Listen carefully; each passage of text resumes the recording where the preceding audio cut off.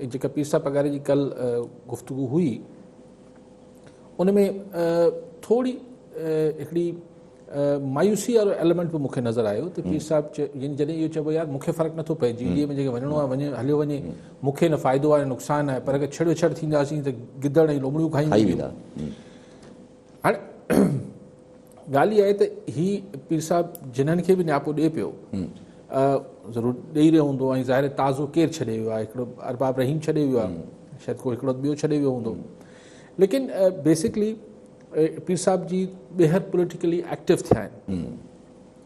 ऐं हिकिड़ो strong message इहो मोकिलियो अथनि त JUIF जेको फज़ल रहमान आहिनि मौलाना फज़ल JUI आहे जमीयत उलमा इस्लाम हुन सां असांजी सीट एडजस्टमेंट थी वई आहे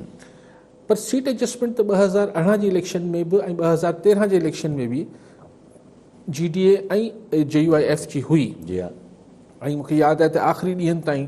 हू तकनि ते ई हिक ॿिए सां इख़्तिलाफ़ हली रहिया त हीअ तक असांखे ठीकु अच्छा सो ही ज़रे घटि हू 2018 वारी ही सिफ़ बंदी थींदी न या त 2 साल आहिनि इलेक्शन में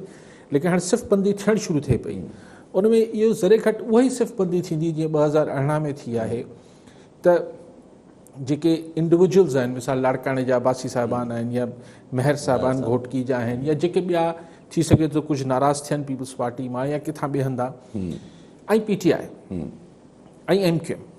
ही सभिनी खे ऐं GDA हिननि खे गॾु थियणो आहे हाणे लेकिन जेको इशू हिननि सां पोइ भेरे बि थियो ऐं हिन दफ़े बि थींदो पोइ भेरे ॿिया इशूज़ छॾे ॾियूं था जेके हुननि सां थिया सो थिया लेकिन ख़ालिस्तन सियासी हिसाब सां इलेक्ट्रोल सियासत जे हवाले सां ॻाल्हि कयूं त ॾिसो जॾहिं इतिहाद या इतिहाद हूंदो आहे पर इतिहाद जो अगरि हिकिड़ो निशान न हूंदो आहे इंतिखाबी निशान हिकिड़ो न हूंदो आहे त पोइ कंफ्यूजन थींदी आहे अच्छा पर हाणे हिते त इतिहाद बि कोन्हे हिते सीट एडजस्टमेंट जी ॻाल्हि थिए पई हाणे सीट एडजस्टमेंट में त ज़ाहिर हर कंहिंजो पंहिंजो इंतिखाबी निशान हूंदो पोइ ॿी ॻाल्हि इहा हुजे थी त हिन में ज़ाती मामलात बि हुजनि था मिसाल हिन में पाण मसलकनि जा मसइला बि अची वञनि था त केरु चए थो न यार ही जेको कैंडिडेट आहे आउं हिन खे छो वोट ॾियां त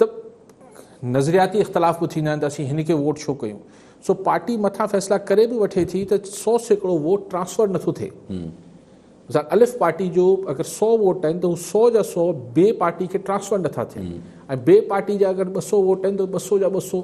अलिफ वटि ट्रांसफर नथा थियनि यानी उहे नथा ॾियनि वोट सो इन करे हिननि इतिहादनि खे हिकिड़ो प्रॉब्लम ऐं ॿियो मसइलो त ज़ाहिर जेको इलेक्शन पोलिंग बूथ ते इलेक्शन ख़तमु थियण खां पोइ जेको कार्रवाई थींदी आहे उहो त ख़ैर हिकिड़ो अलॻि क़िसो आहे उनजो त हाणे फ़ैसिलो ही को रिथाबंदी थी नथी सघे हुन लाइ त सो लेकिन इहा आहे त ही बेसिकली उहा ई सिर्फ़ु बंदी आहे जेका सिंध में इम्कानी तरह थियणी हुई 2018 में बि थी वरी थिए पई को हिन में नओं फैक्टर नाहे सिर्फ़ु ॻाल्हि इहा ई आहे त हिन महिल पीर साहब पगारो जेके आहिनि उहे PTI हुकूमत जा इतिहादी आहिनि ऐं JUIF जेका आहे उहा PTI जी मुखालिफ़ आहे मर्कज़ में पर सूबे जी सतह ते JUIF ऐं